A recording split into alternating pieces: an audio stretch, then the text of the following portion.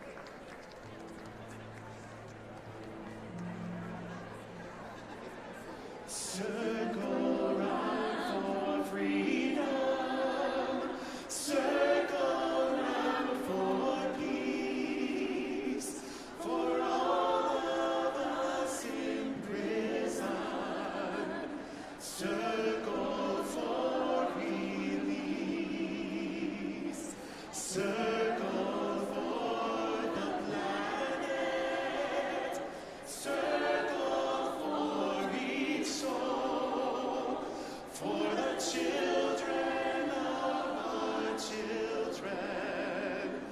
Keep the circle whole. Thank you to Javon Haskin and Kelly Walker Hartz for joining us up here. Circle Round for Freedom was written by the American songwriter Linda Hirschhorn, who believes that holding your own parts while other parts are being sung in close harmony is a model for how we can survive in today's world. Will you please join in singing Circle Round for Freedom? If you haven't already risen, rise and bow to your spirits. Here we go. 1, 2, 3. Circle round for freedom, circle round for peace, for all of us in prison, circle for release, circle for the planet, circle for each soul, for the children of our children. Keep the circle whole, circle round for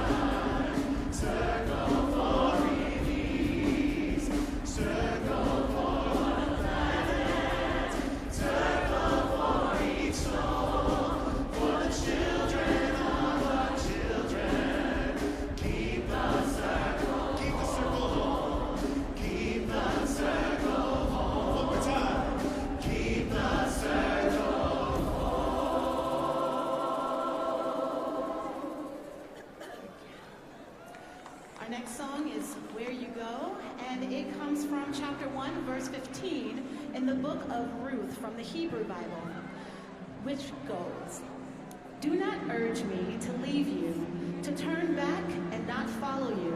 For wherever you go, I will go. Wherever you lodge, I will lodge. Your people shall be my people, and your God, my God." As a daughter of a Holocaust survivor, Shoshana Jedweb was raised with an acute understanding of the importance of providing safe haven to people fleeing violence and discrimination. Where You Go is a song for those insisting on compassion and inclusion in our society.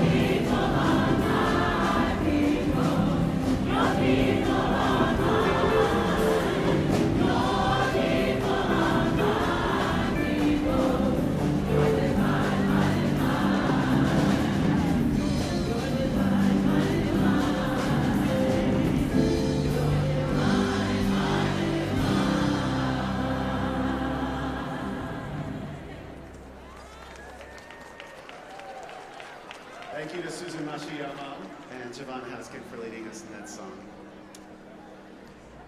Our next song is called Courage, My Friend. And when Eric Bogle wrote this song, it was called Singing the Spirit Home. It has now been adapted and sung by the If Not Now movement.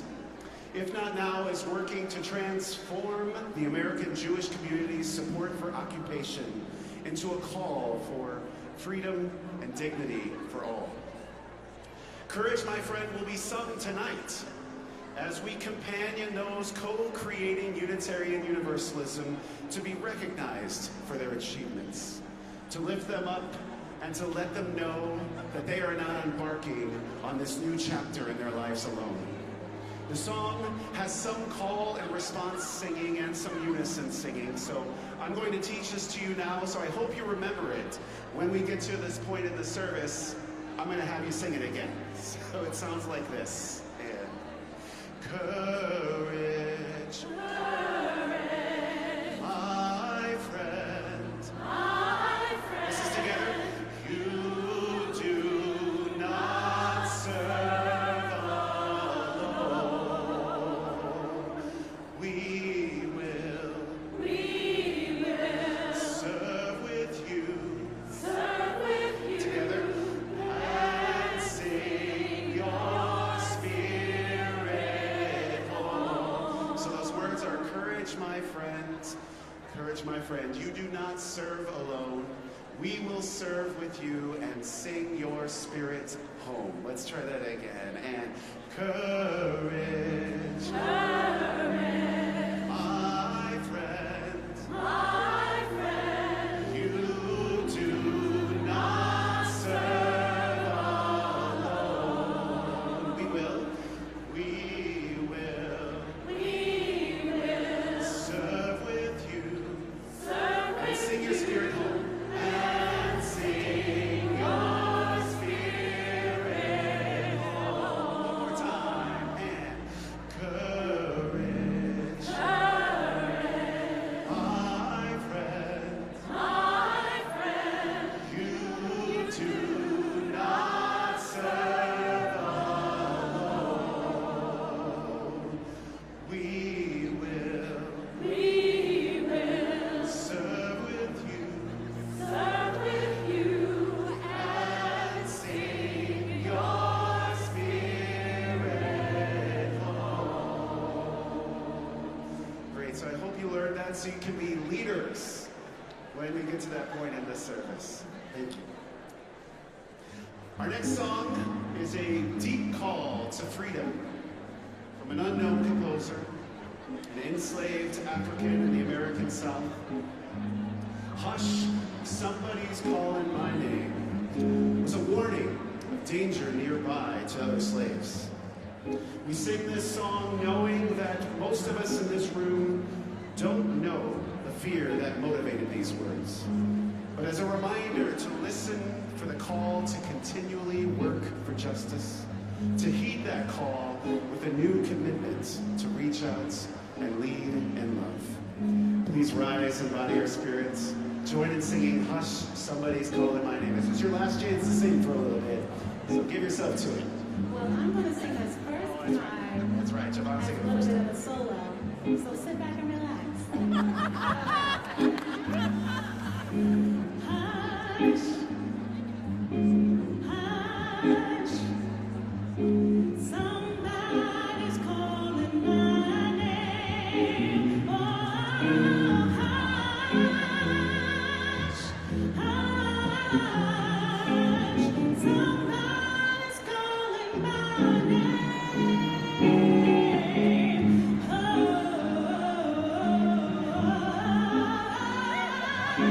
somebody's calling my name. Oh, my Lord, what shall I do? What shall I do? Please tell me.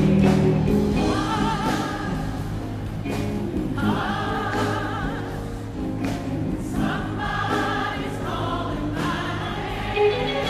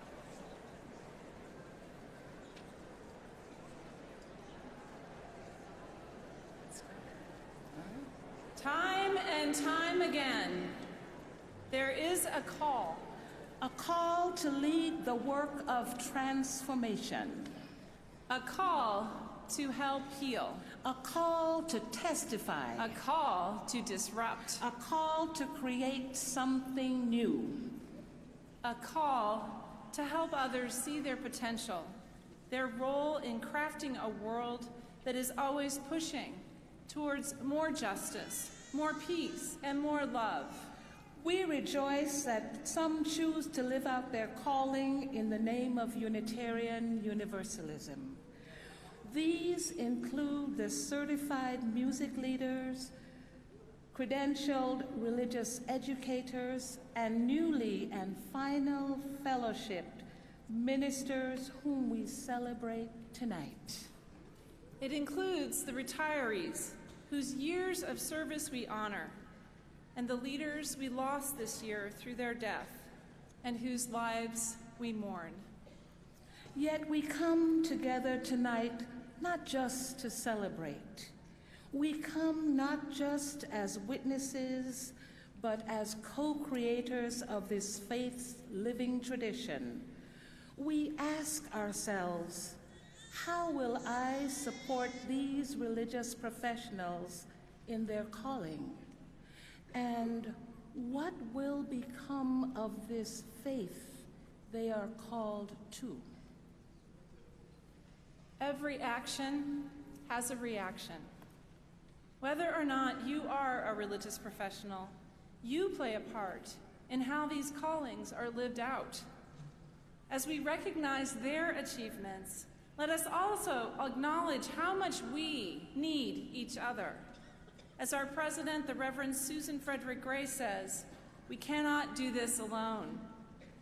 Tonight is not just about them, it is about all of us and our shared role in co-creating Unitarian Universalism. It is about who we have been as a people of faith and who we are all called to be. Welcome to the service of the living tradition.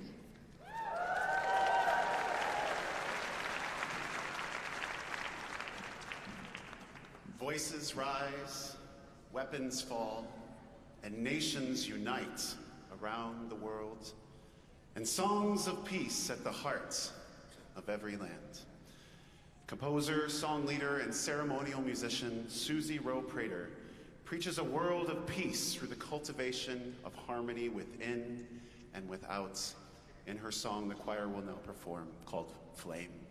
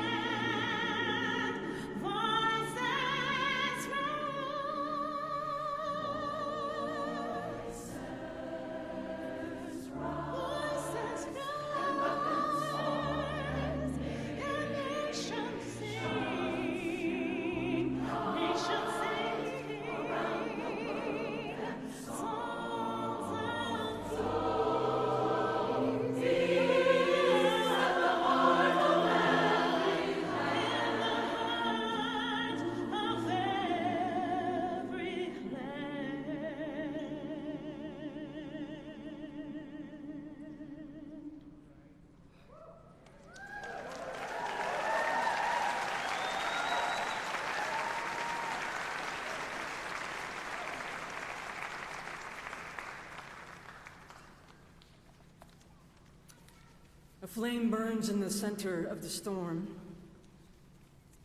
Tonight, our chalice will be lit by young climate leaders, young UU climate leaders, Levi Dreheim and Amelia Deal. And I invite you to find in your order of service the words to read with me.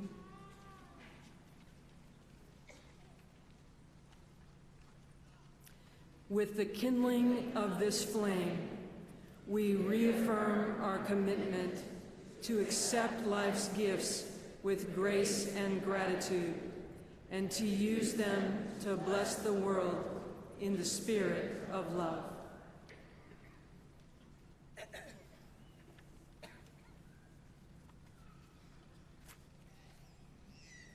Give us a heart large enough to fight for love and freedom for all peoples, for those struggling in the search of truth. Renew us to embrace all humanity, breaking down all barriers. Juan Antonio Espinosa's powerful message of strength and unity, Danos un corazón, will be accompanied by a chant tonight. El pueblo unido jamás será vencido. The people united will never be divided. We will begin with this chant, and then we'll join in singing the refrain simultaneously. Will you please rise in body or spirit? El pueblo unido jamás será vencido. El pueblo unido jamás será vencido. El pueblo unido jamás será vencido. El pueblo unido jamás será vencido. El pueblo unido jamás será vencido. El pueblo unido jamás será vencido. El pueblo unido jamás será. Keep that going. And danos un corazón grande para amar. Danos un corazón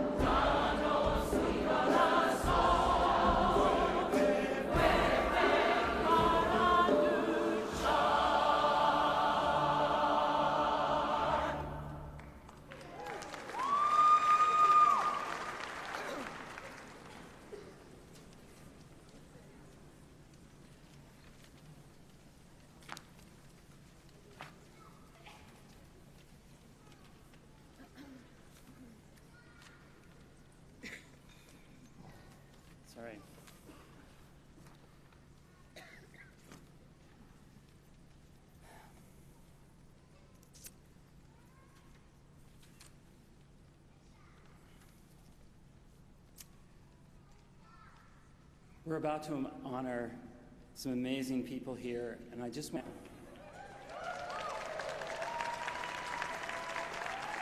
Leonisa Ardenose, Deborah M. Bennett,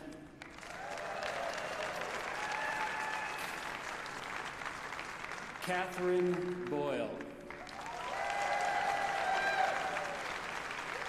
Ashley Bruzak, Elizabeth Carrier Ladd,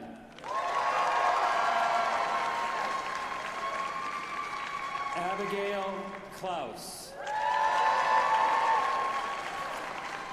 Emily Michelle Conger,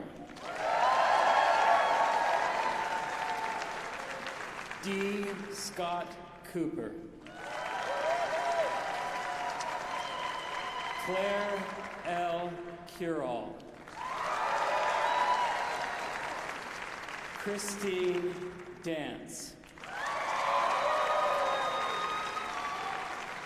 Cynthia Davidson, Kevin Beck, Kevin Dibbeck, apologies, David Dumbledam,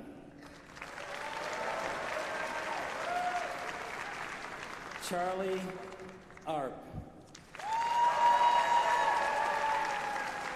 David Egan, Amy Fiorilli, Aileen Marcella Fitzke,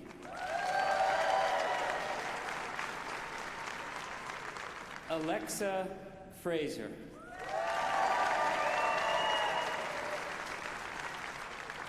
April Fraser,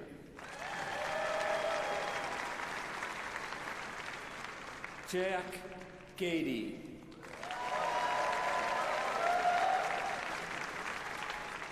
Mandy Goheen, Sarah Elaine Green,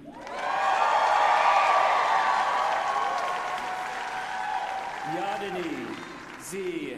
Hailu,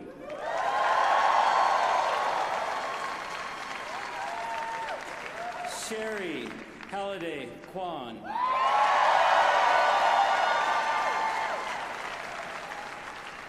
Raina Hammery,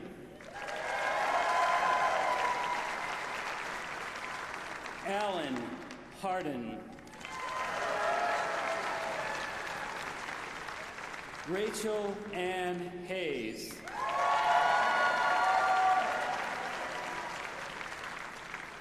Joanna M. Heron,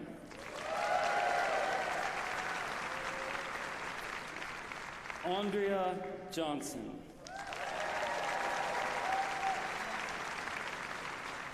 Kristen A. Kariga,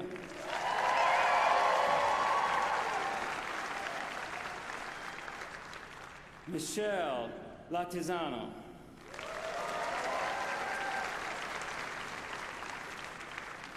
Rodney Lemery,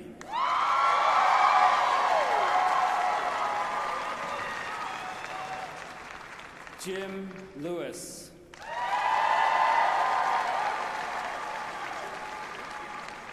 Rebecca S.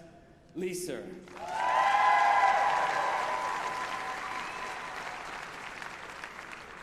Christy Lunsford,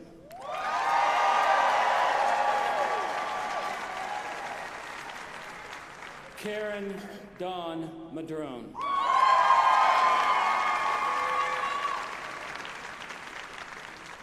Kimberly Ann Mason,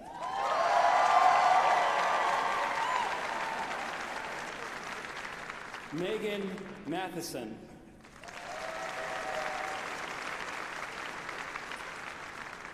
Justin McCreary,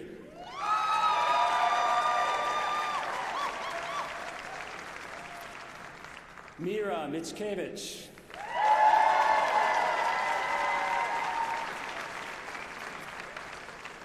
Andre Mole,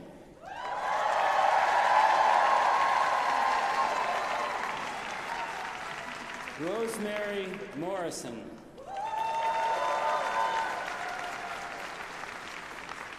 Elizabeth Ann Mount.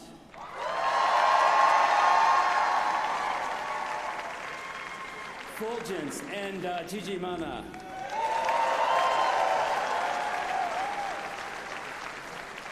Janet Newton.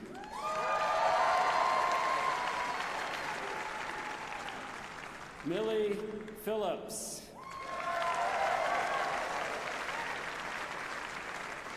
Eleanor Keys.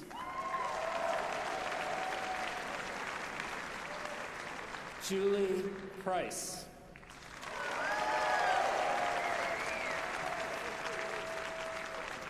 Joy Christie Presswar.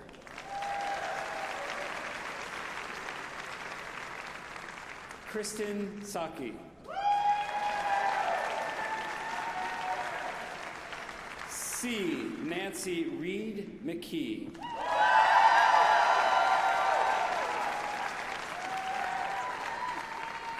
Jessica Star Rockers.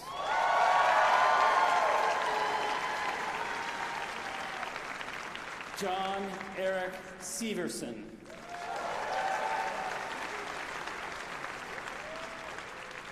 K.C. Slack.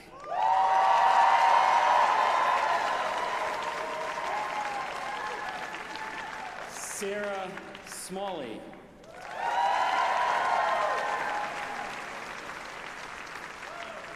Jane Bennett Smith.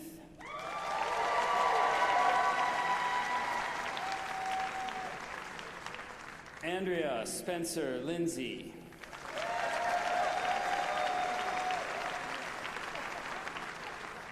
Taryn Strauss.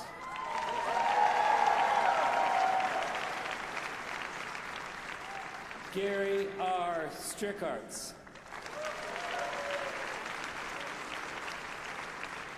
Shelley Thompson.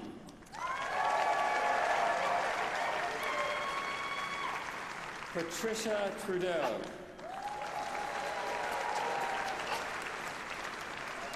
A.J. Van Tyne.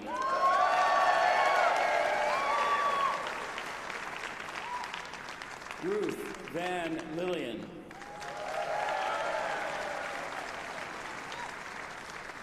Zachary Thomas Vincennes.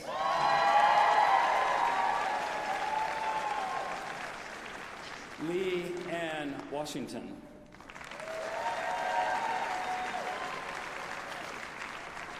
Danielle Weber.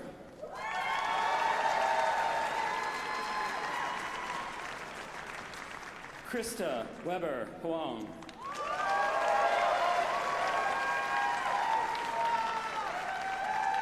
Samantha Lynn Wilson.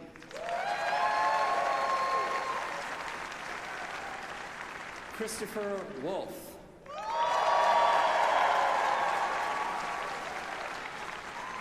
Crystal Zerfos.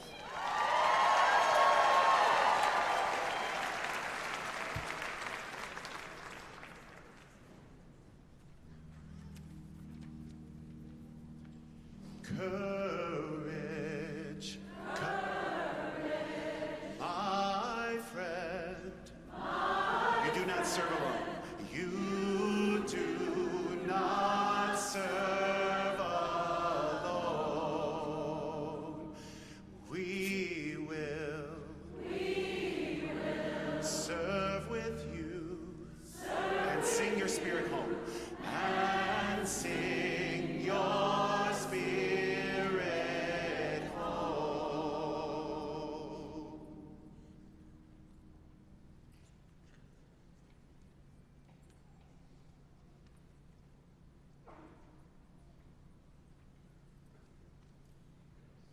I call forth from among you these persons who have been certified as credentialed religious educators. Darlene Anderson Alexander.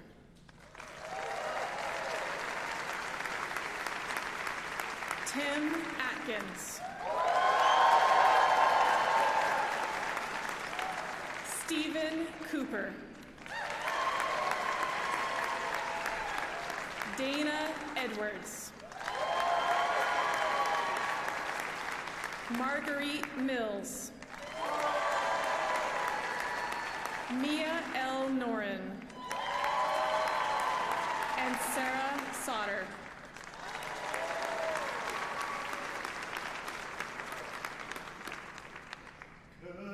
Courage. My friend. You do not serve alone. We will serve with you. And sing your spirit home.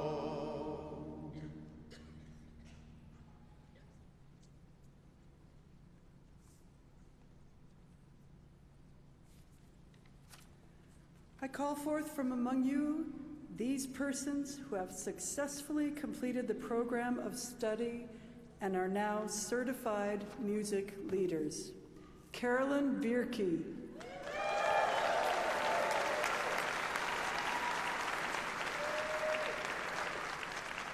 Allison Vernon.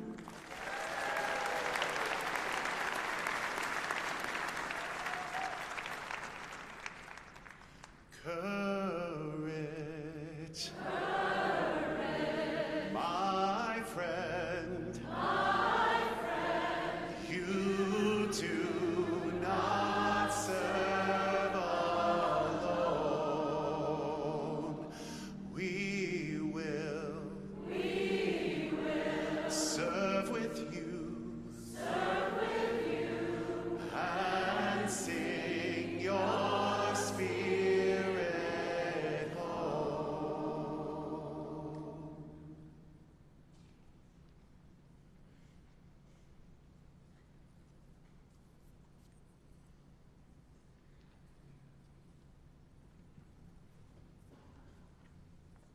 I call forth from among you these persons who have completed their careers of full-time service. Lynn Ashley. Jade Dacrilarive J.D. Benson. Michael Wardell Brown. David M. Bryce. Daniel E. Budd.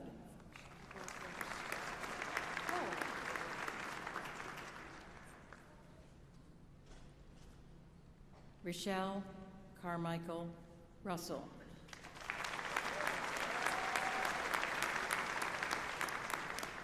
Kathy Cartwright Chow.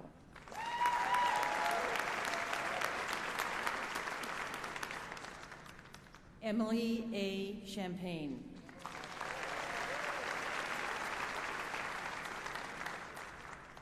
Gregory Shute.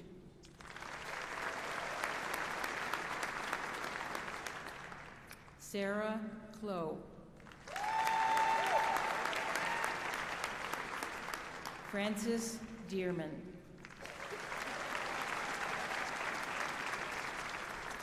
Rod Debs. Julie Forrest.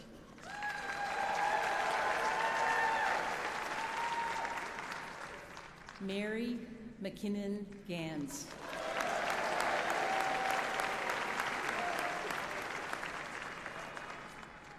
Jan Halloran.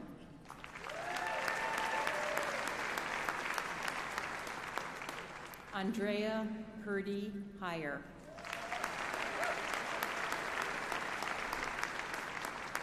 Holly Elaine Horn.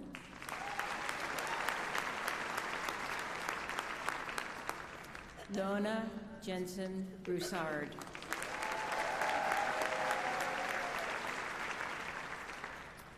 Brian D. Jessup.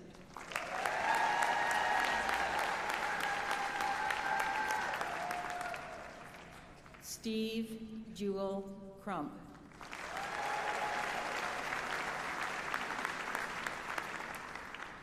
Pat Kahn.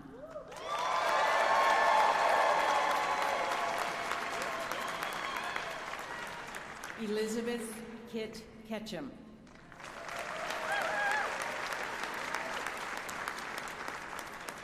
Maureen Killoran.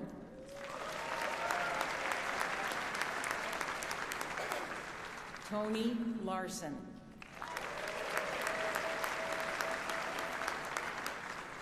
Michael R. Leduc.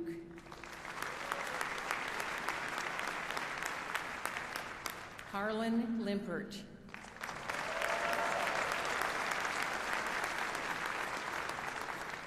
Benjamin Peter Machera. Donna Morrison Reed.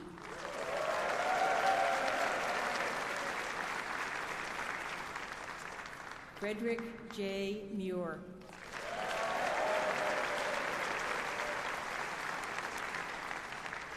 Richard Roberts. Dawn Southworth.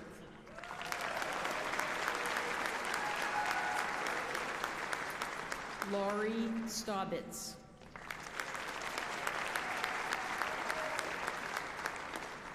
Patience Gruber Stoddard. Jerome A. Stone.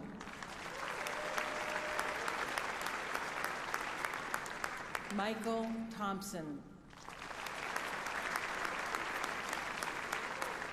Marion B. Vizel. Jean Wallstrom. Courage, my friend, you do not serve alone. We will serve with you and sing your spirit home.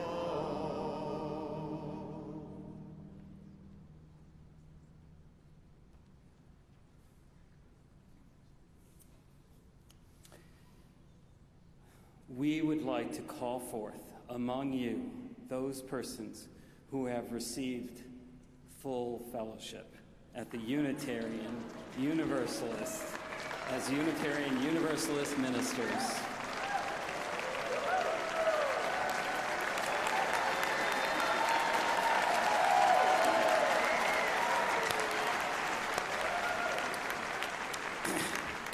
Rachel Baker.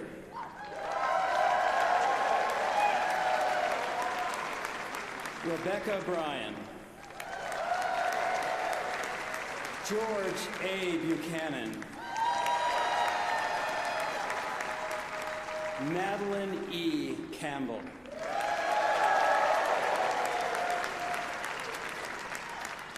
Brian Chenoweth.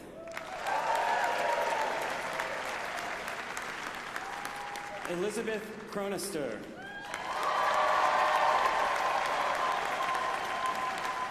Amy Williams Clark.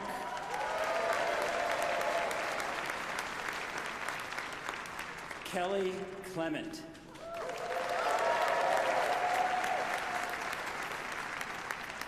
John Cooper.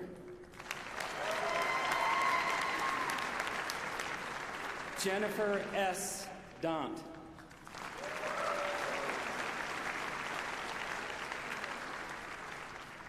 Kelly DeHart.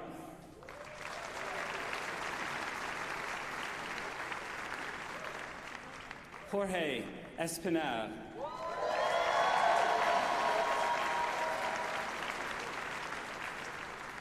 Seth Fisher.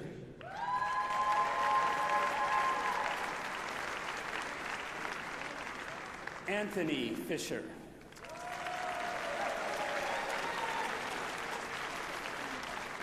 Roger C. Grugel.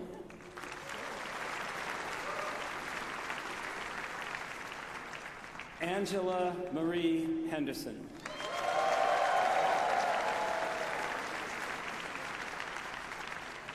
Shannon Holland.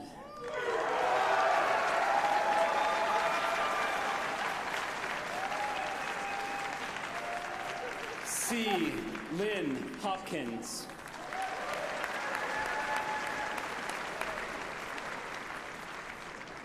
Derek Jackson.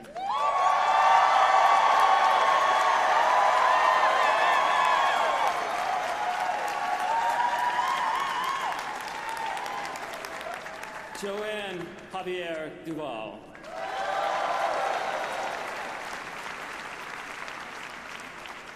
Megan Lloyd Joyner.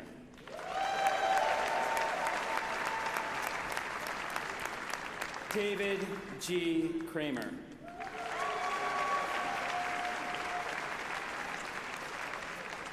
Sarah Elaine Lawal.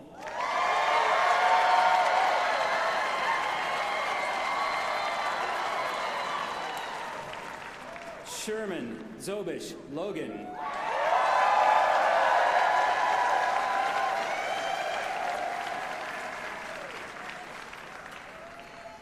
Teresa E. Mandeville.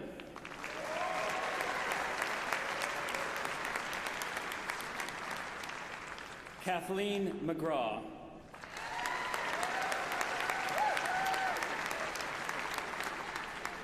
Lisa Mobaid.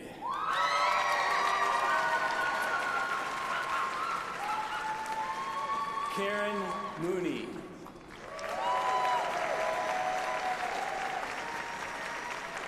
Paul Oakley.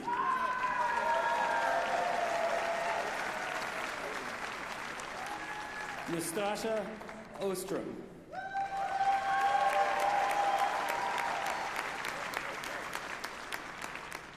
Patricia A. Owen.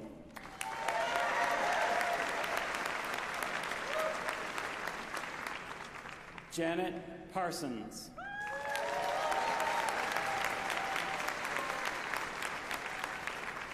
Sarah Richards.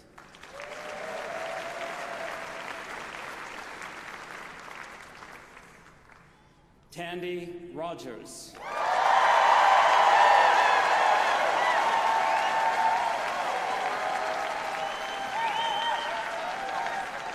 Tandy Wilkins Scheffler.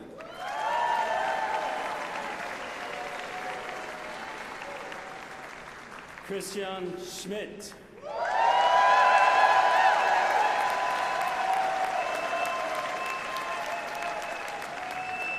Mark Skrabats.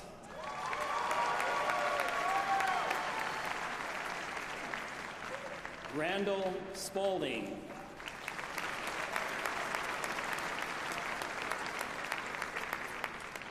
Tracy Springberry.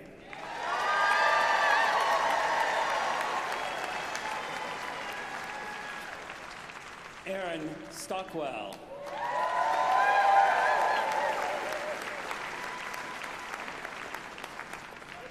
Linda Thompson.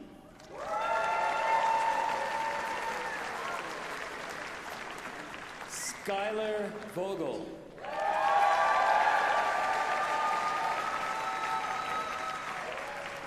Emily Wright Magoon.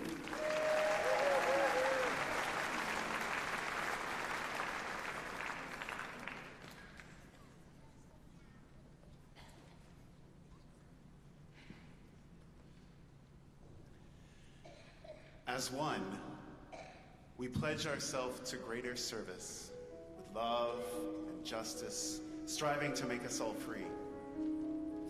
The lyrics by Reverend Samuel Anthony Wright were written for Unitarian and Universalist youth at their 1953-54 Continental Convention when they merged to form the Liberal Religious Youth. That's right. This group set the model for the Unitarian Universalist denominational consolidation in 1961. We please rise and embody our spirits, join in singing "We Would Be One."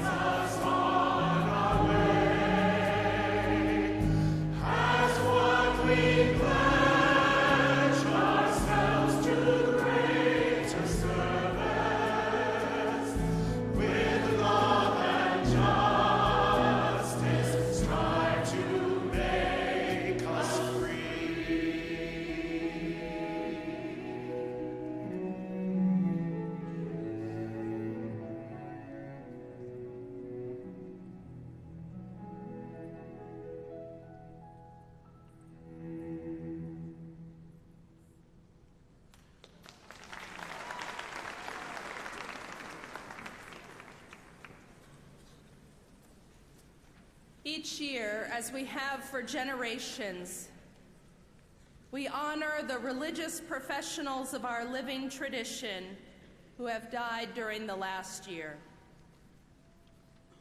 Into this sacred space, we lift up the names of these loved ones and dear colleagues. By speaking their names and remembering them, we honor the lives they lived, the ministries they offered, the meaningful difference they made to the people and communities they served with their leadership, their care, their wisdom, and their faithful presence. As we remember these religious leaders, we hold in our hearts their families, communities, and dear friends, and the grief that accompanies tenderly our gratitude for the love and the life that they shared.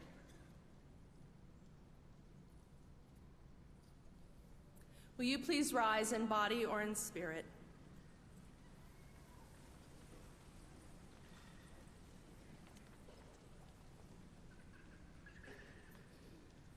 George G. Brooks. Beverly A. Bumbow. Victor H. Carpenter, Jr. Cynthia J. Edson. Dorothy M. Emerson. Carol Fincher. Max D. Gabler. Rudolph C. Gelsey. Richard Henry. Eileen B. Karpoulis. William N. Kennedy. Bjarni O. Chelsis. Raymond G. Manker. Alexander Meek. Raymond A. Michelle. John Hanley Morgan. Richard Jasper Norsworthy.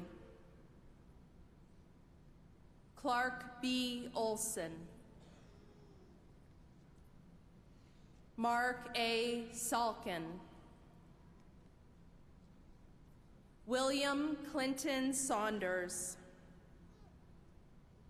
Alan Leslie Seberg. Arnold Thaw. Matthew D. Tittle. Peter W. Webster.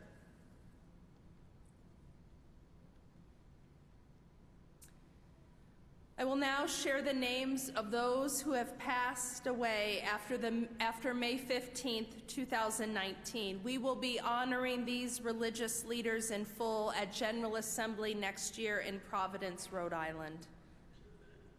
Today we remember Dennis G. Kuby, Jean A. Reeves, Aaron Melby, a beloved member of the transgender religious professional UU's Together Trust. Mary L. Knight, Carolyn Colbert. Let us join our hearts together in a moment of prayer.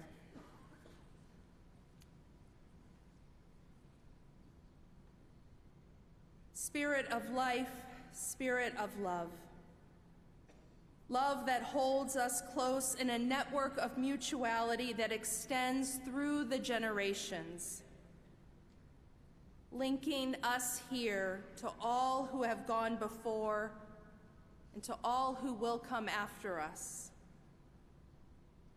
Our hearts are humble in the midst of this precious gift and great mystery of life. We honor these precious lives, these leaders who have gone before. In remembering them, we remember that we are not the first to struggle, to risk, to love, to celebrate, to know anguish and heartbreak, to be in need of forgiveness and grace. In remembering them, we remember our own responsibilities in the face of the brevity of life, that every moment we are given is precious. May we, in remembering them, live our own lives more committed to compassion, to community, to one another, and always in service to the larger call of love and justice. I invite us all now into a moment of collective silence, to be attentive to the prayers, the memories of these dear loved ones, the longings, the hope, the love that is present in each of our lives. I invite you into a moment of silence.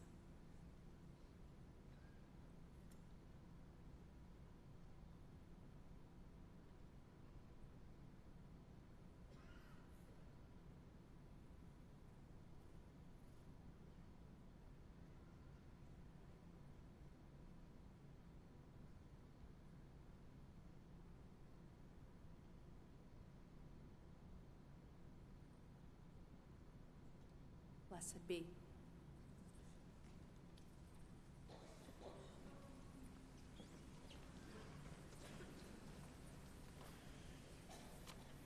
Dr. Ezai Barnwell's poignant song, Wanting Memories, describes the process of struggling with loss and using memory as a key to see the beauty in the world through our own eyes.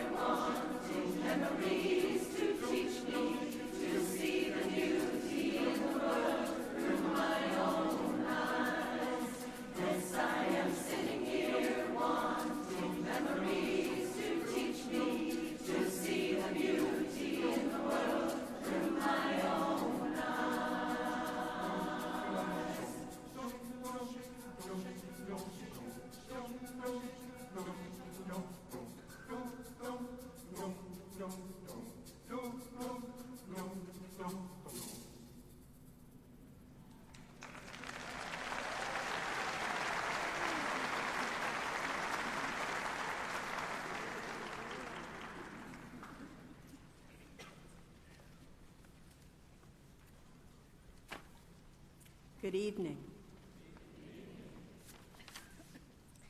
I am reminded tonight that one of the few identities more challenging than that of the minister is the child of a minister. Of all the members of a family in service to a congregation, it is the children who truly have no choice. So when our older son cried for hours when he learned of my call to the New York City congregation I had longed for, we thought he would be all right. But 6 weeks after we moved from New Jersey, 4 days into his new third grade class, 2 planes flew into the World Trade Center, and my baby was not all right. He drew picture after picture of bombs falling, while I spent hours at church with my shell-shocked congregants or took a shift at Ground Zero. He snuck into the living room after bedtime to watch movies about war. One night, coming home late from a board meeting, my husband met me at the door. "Go talk to Alan," he said. "He won't go to bed till he sees you." Looking in while his little brother slept, I found him rearranging things in an old basket that we had. Looking up from his work, he asked me for a pair of socks. "Why do you need my socks, baby?" "I have everybody's socks but yours, and water and gloves." "But what is all that for?" I asked him. "Well, if Osama bin Laden comes, we'll have to run," he answered me, always my earnest boy. I found socks for him and tucked him in, then entered our bedroom, closed the door, and sobbed. 10,000 New York City children were afflicted with post-traumatic stress syndrome in the wake of the World Trade Center attacks. Our child was one of them. He needed more care than we could afford, but the Living Tradition Fund was there for us. We thought those years of therapy would be enough, and they were for a long time. But puberty brought newer and more frightening concerns with testing and doctors, rehabs, and psychiatric care for our ever more troubled son. My husband's insurance plan, good for annual checkups and bodily ailments, was a shameful disappointment when Alan's diagnosis was psychiatric but unclear. Through those years of fear and stress, the Living Tradition Fund stayed by our side, helping to bridge the financial gap as we searched for Alan's health and healing. Alan is nearly 26 now, a talented guitarist, a gritty, inventive writer like his father, a survivor of mental illness with a diagnosis, an understanding of his challenges, and a future. It might have been different. It could have been, if not for the support of the Living Tradition Fund. On this night, when we honor all those who serve our congregations and communities at every phase of their career, I ask you to honor those who serve with us, the partners, and particularly the children of our religious professionals.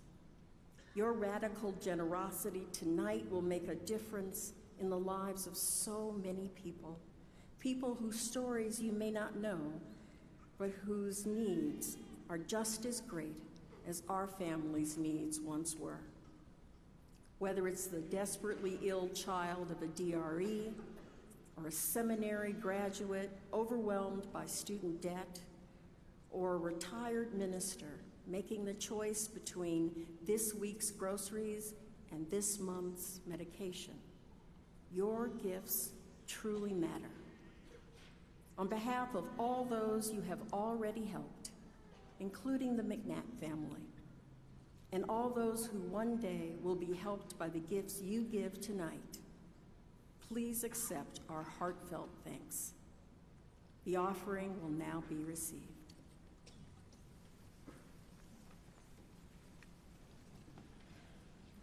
According to the composer Vienna Teng, Soon Love Soon is a song that dares to hope that someday we'll learn from our mistakes, be beyond all of this mess, and live peaceful, happy lives.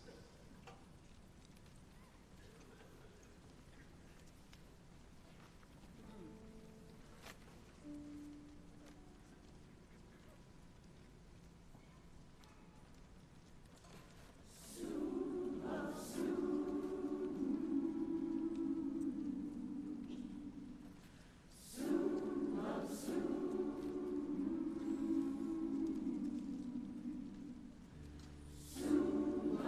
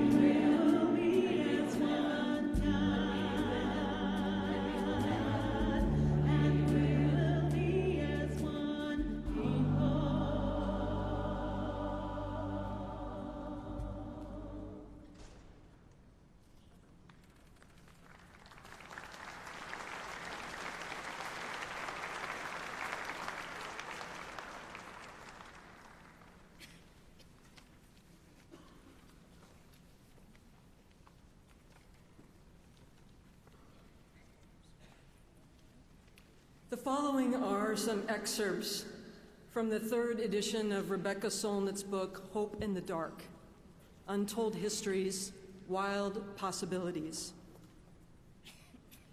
It is important to say what hope is not. It is not the belief that everything was, is, or will be fine. The evidence is all around us of tremendous suffering and tremendous destruction. Hope locates itself in the premises that we don't know what will happen, and in the spaciousness of uncertainty is room to act. When you recognize uncertainty, you recognize that you may be able to influence the outcomes. Hope is an embrace of the unknown and the unknowable, an alternative to the certainty of both optimists and pessimists. Optimists think it will all be fine without our involvement. Pessimists take the opposite position. Both excuse themselves from acting. It is the belief that what we do matters, even though how and when it may matter, who and what it may impact, are not things we can know beforehand. We may not, in fact, know them afterward either, but they matter all the same. And history is full of people whose influence was most powerful after they were gone. Cause and effect assumes history marches forward, but history is not an army. It's a crab scuttling sideways, a drip of soft water wearing away stone, an earthquake breaking centuries of tension. Anything could happen, and whether we act or not has everything to do with it. Though there is no lottery ticket for the lazy and the detached, for the engaged there is a tremendous gamble for the highest stakes right now. To hope is to give yourself to the future, and that commitment to the future makes the present inhabitable.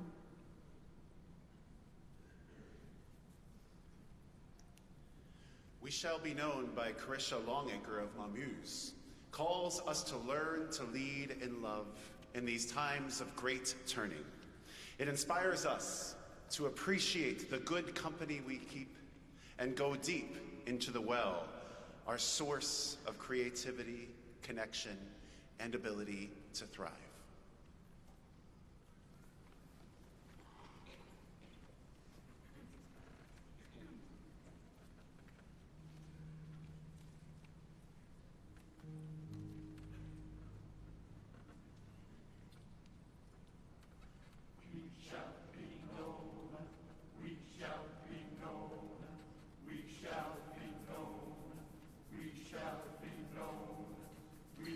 Shall be known by the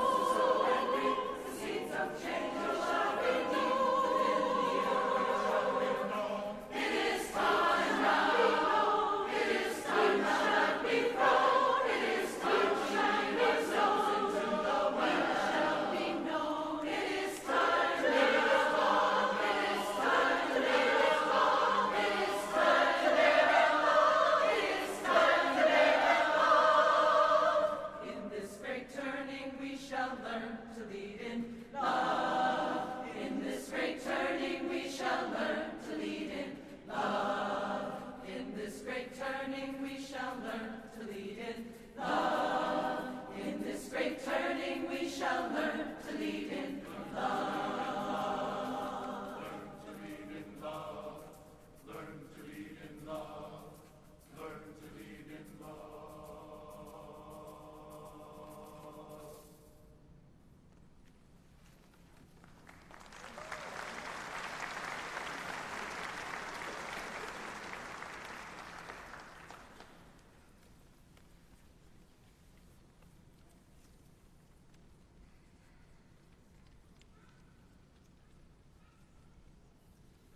In the mid-90s, the last time General Assembly was in Spokane, I was waiting in the Seattle airport for the final leg of the journey when I began noticing fellow UUs arriving from other parts of the country. You can spot them across the airport sometimes. An older colleague in a dapper tweed jacket caught my eye. It was the Reverend Nathaniel Laureate from Arizona. While from different generations of ministry, we had each served the First Unitarian Church of San Jose as our first ministerial settlement. He had started his ministry in 1945, and I began there 40 years later. From time to time, Nathaniel had mailed me a handwritten note expressing his support and encouragement, providing a tangible connection to this generational endeavor that is our service of living tradition. I truly appreciated these simple gestures of respect and kindness from a minister who was about the age of my father. As Nathaniel and I visited in the airport, I soon discovered that this was not an ordinary General Assembly for him. After 50 years of parish ministry, during which time he had served 5 different congregations, Nathaniel, as of one day earlier, was now officially retired. Just that day prior, he had preached his final sermon. I was impressed. A few months shy of my first decade in ministry, I found it very hard to imagine how one would sustain ministry for 50 years. I had not even been alive that long. We shared stories and conversation on that short flight, one of which continues to inform my ministry to this day. Nathaniel was just 23 years old when he was invited by the First Unitarian Church of San Jose to be their candidate for ministry. Organized and eager to make a good impression, he prepared his 2 worship services for the Sundays that would begin and conclude his candidating week. His first Sunday service went well, but little did he know what was in store. It was August 1945, and the very next day, after his first sermon, the United States dropped an atomic bomb on Hiroshima, followed by the bombing of Nagasaki a couple days later. I try to imagine what it must have been like at age 23 to be so far from home, brand new to ministry, trying to land a job. How did he find the spiritual and emotional resources to minister in such an earth-shattering, history-altering moment? Ever since Nathaniel told me the story of how his ministry began, I have tried to remember that there will be times when we simply will not know what to do. History does not always inform the present. Sometimes we are called to religious leadership in a radically changed and morally traumatizing landscape. I believe that now is one of those times. From Deuteronomy 30:19. I call heaven and earth as witnesses against you today, that I have set before you life and death, blessing and curse. Choose life so that you and your descendants may live. That you and your descendants may live. Over the past 34 years of ministry, I have attended many services of the living tradition. Whether arriving exuberant or exhausted, it has been a blessing to step out of the pulpit and into the pew, joining with colleagues to celebrate the generational arc of religious leadership, honoring those who have preceded us and welcoming those who will continue long after we have hung up our stoles. As June 28th marks the 50th anniversary of the Stonewall Uprising, I do want to take a moment to acknowledge, with deep respect and gratitude, those trans elders of color who courageously claimed their own freedom, refusing to acquiesce to another night of police violence and intimidation.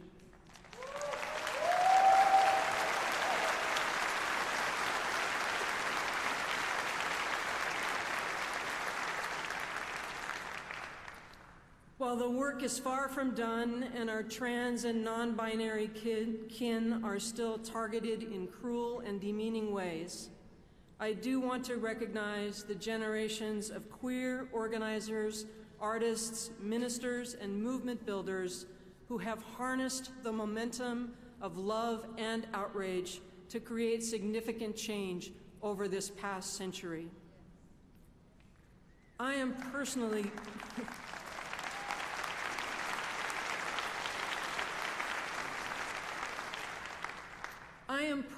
grateful. Those who came before me pushed and cracked open doors that I was able to walk through. They made it possible in 1985 for me to enter our ministry as an openly lesbian minister. To have been offered this opportunity that others helped to create makes me particularly committed to live in a manner that will help to pay it forward.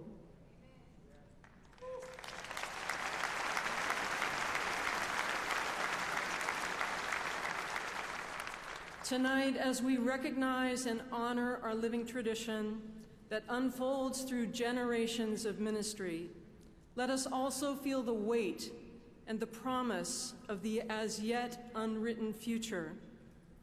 We hold this living tradition in trust for generations yet to come.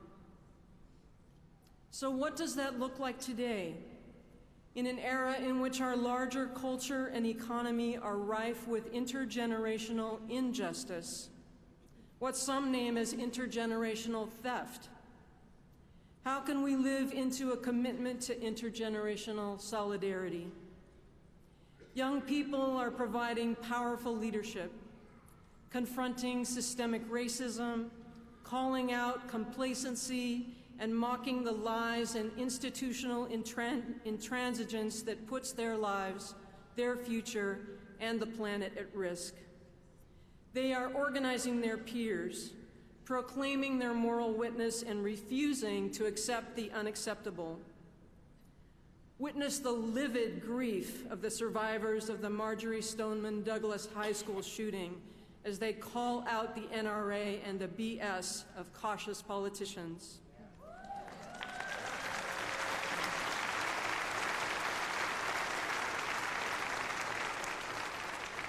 Respect the masterful tenacity of young activists in the streets of Ferguson, harnessing local and national outrage to hold police to account and stop violence against Black lives.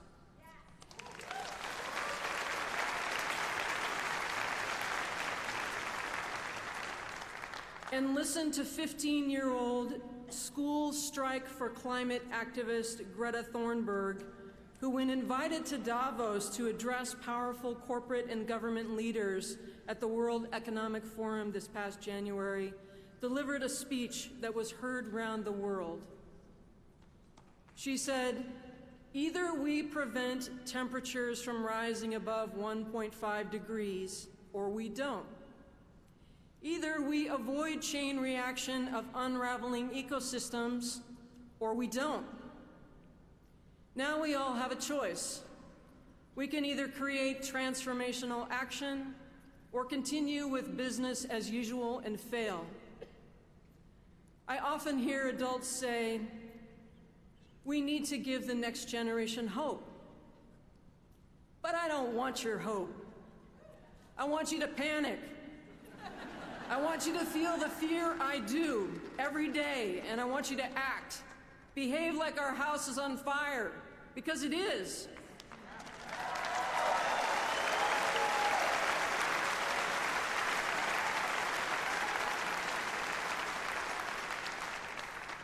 Unwilling to settle for anything less than the spiritual, financial, and political commitment that is commensurate with the scale of the crisis we are facing, young leaders are calling us out and inviting us in.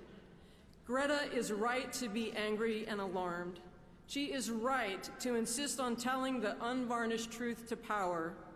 For at least 3 decades, twice as long as she's been alive, climate scientists have been trying to get the world to take notice as they warned us all of the danger inherent in a warming planet, only to have their research and integrity discredited by fossil fuel-funded campaigns working to sow public doubt, distrust, and discord. So with reports from real climate scientists and experts not getting the public attention they deserve, the humorist and educator Bill Nye, the science guy, he recently stepped into the fray and brought his shtick to late-night TV on John Oliver's Last Week Tonight. So we're going to try and channel a little Bill.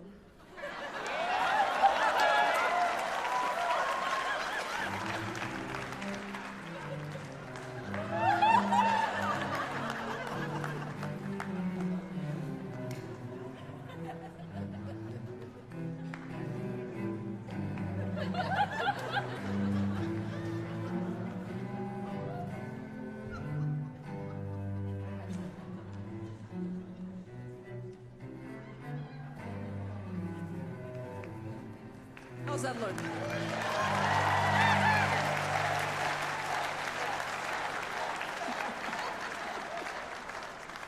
Okay, now I'm going to need your help with this, because in order to share what Bill Nye told his audience in a manner that is suitable for tonight's worship service, I will need your help. So when I wave my hands, would you please call out a loud bleep? So let's practice. You ready? Bleep. Very good. One more time. Ready? Bleep. Okay. All right, let's try this. First, you have to imagine there's a globe over here, and I'm taking a blowtorch to it, and it's burning. By the end of this century, if emissions keep rising, the average temperature on Earth could go up another 4 to 8 degrees. What I'm saying is the planet is on fire. There are a lot of things we could do to put it out. Are any of them free? No, of course not. Nothing's free, you idiots. Grow the up. You are not children anymore. I did not mind explaining photosynthesis to you when you were 12. But you are adults now, and this is an actual crisis. Got it?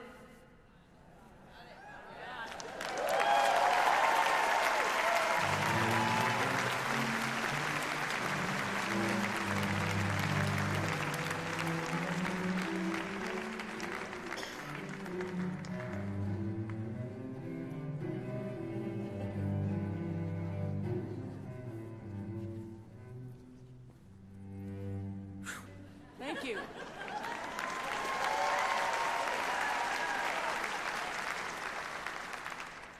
Yep, we got it. The reality is sinking in part because so many more of us are starting to directly experience the consequences. I am currently developing a climate, faith, and justice initiative at Starr King School for the Ministry, which includes teaching seminarians to be better prepared to serve their communities during times of climate disaster. It has been a sobering experience to realize that there are no shortage of UU ministers for my students to interview who have already experienced the great challenge of ministering to their congregations during massive hurricanes, cataclysmic mudslides, terrifying wildfires, and the floods of biblical proportion. As Bill and I taught the late-night audience some climate science, perhaps we can ask John Oliver to line up another guest professor to teach the second half of the lesson, one on climate justice. America must understand that those both within and beyond our nation who are most vulnerable to climate disasters, those who have the least access to resources to prepare, survive, rebuild, and recover, are also those who have made the smallest contributions to causing this hot mess.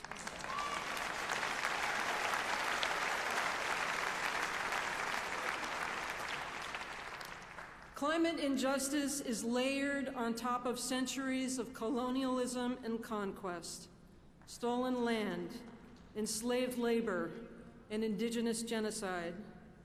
There are important signs of progress, but there still is such a long way to go to acknowledge and honorably address the historic need for truth-telling, for reparations and healing.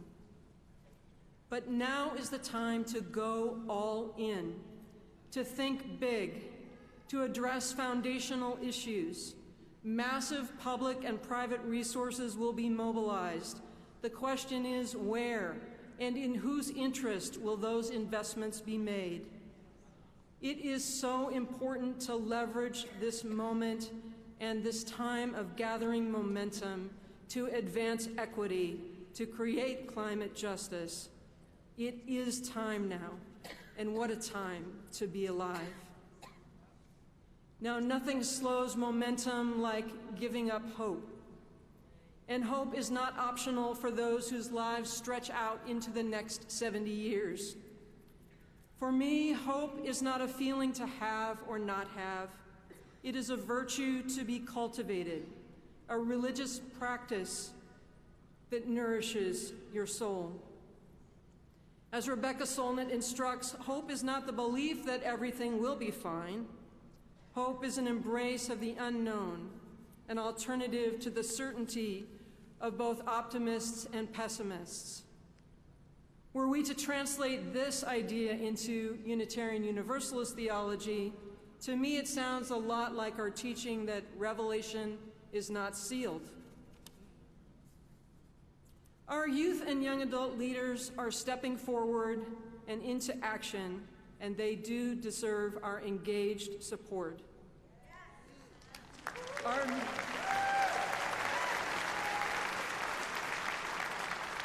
Our chalice lighters this evening, Allie and Amelia, are organizing Unitarian Universalists to create climate justice, and Levi lives on a barrier island in Florida threatened by the rising seas.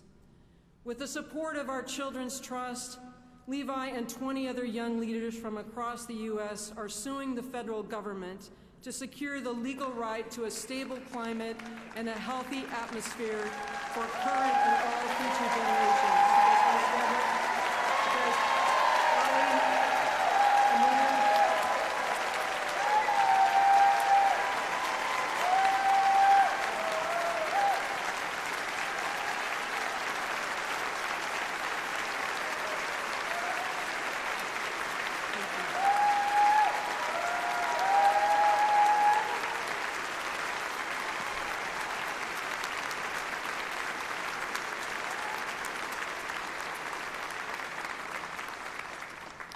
This is such foundational work, and I am so glad to hear your enthusiastic applause for their leadership.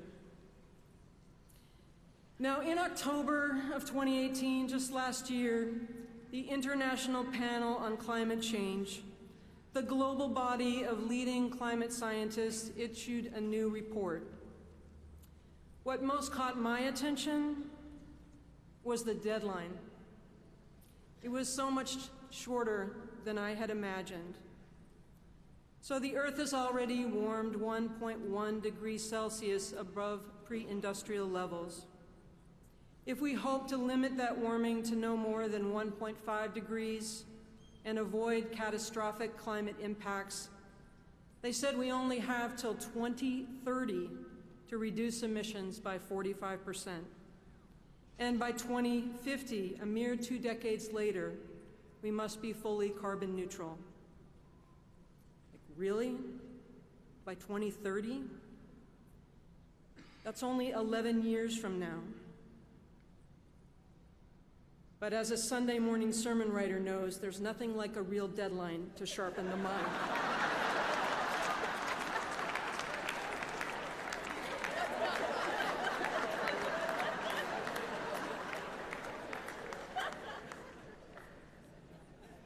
I've been realizing that I need to shift my understanding of the climate crisis and the imperative to create climate justice from a cause among causes to an existential demand, something like our commitment to dismantling white supremacy that needs to be woven into all aspects of my life and my ministry.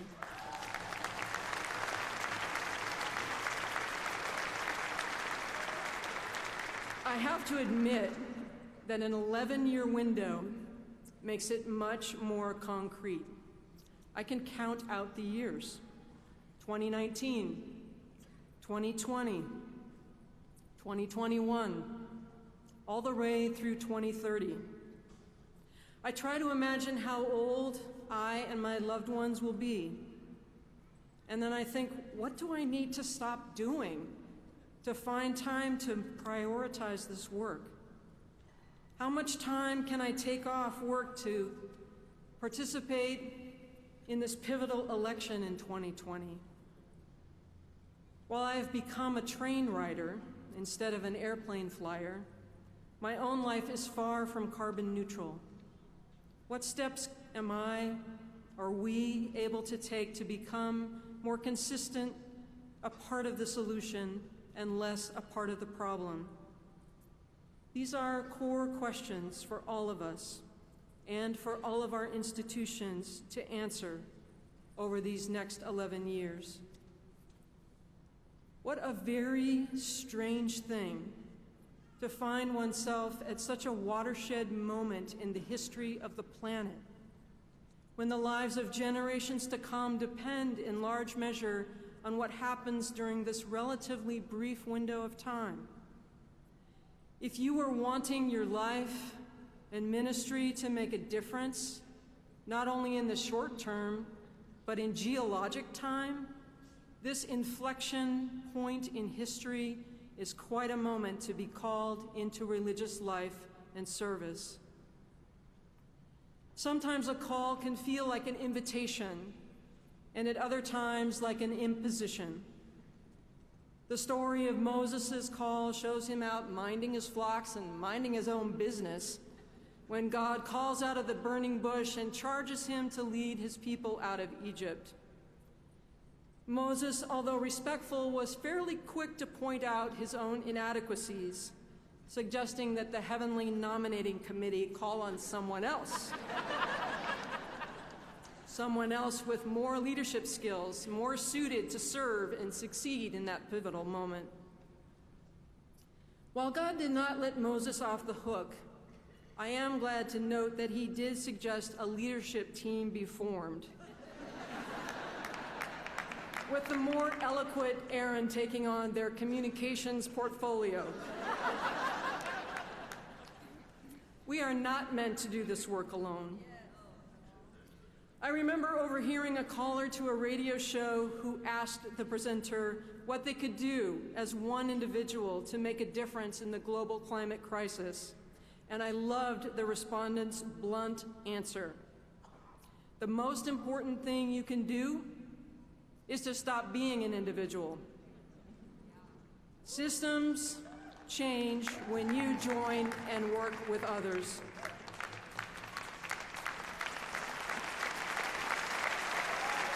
That's right.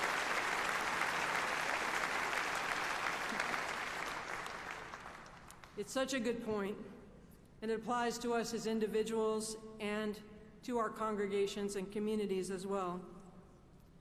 We have so much to learn from this crisis, from each other, from the force of life itself. On the cover of your order of service is a photo of an old Western juniper whom I visit from time to time. When sitting at the foot of this master, I am reminded of the majesty and power of creation that far exceeds my grasp, my will, and my time on this earth. Richard Powers, in his recent novel Overstory, says through one of his characters, "People aren't the apex species they think they are. Other creatures, bigger, smaller, slower, faster, older, young, more powerful, call the shots, make the air, and eat sunlight. Without them, nothing." It could be the eternal project of mankind to learn what forests have figured out. As I live the years that remain in my life, I seek to be guided by and accountable to both the ancestors and those who are yet to come. When the children's children look back to see how we handled this moment in this crisis, the impacts of which will profoundly shape the landscape of their lives and those of generations to come, what will they see? Will the choices we made show them that we loved them, that we thought of them, that we valued their lives over our convenience? We are being called into intergenerational solidarity to link generation to generation to generation. We must rise all together that we may answer this calling with love. Amen.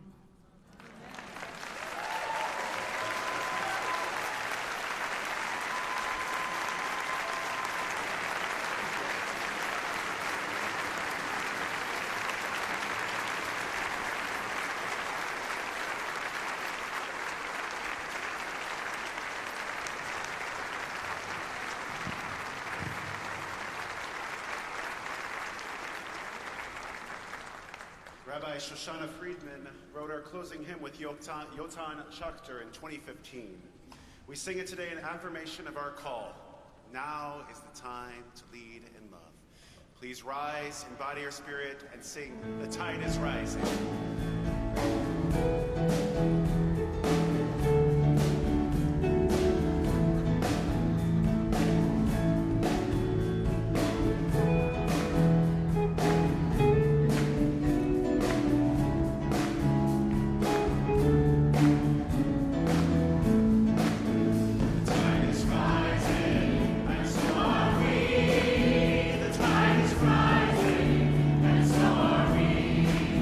The tide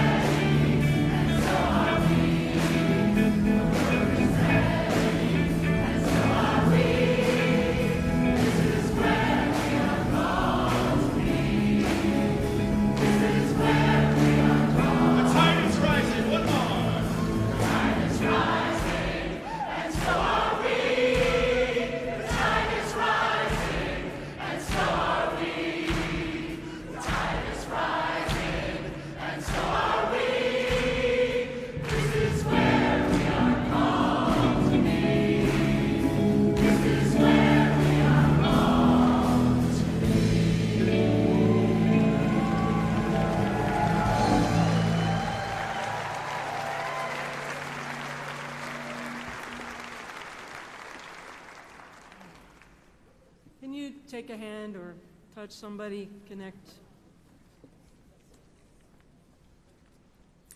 In the words of Rebecca Solnit, to hope is to give yourself to the future, and that commitment to the future makes the present inhabitable.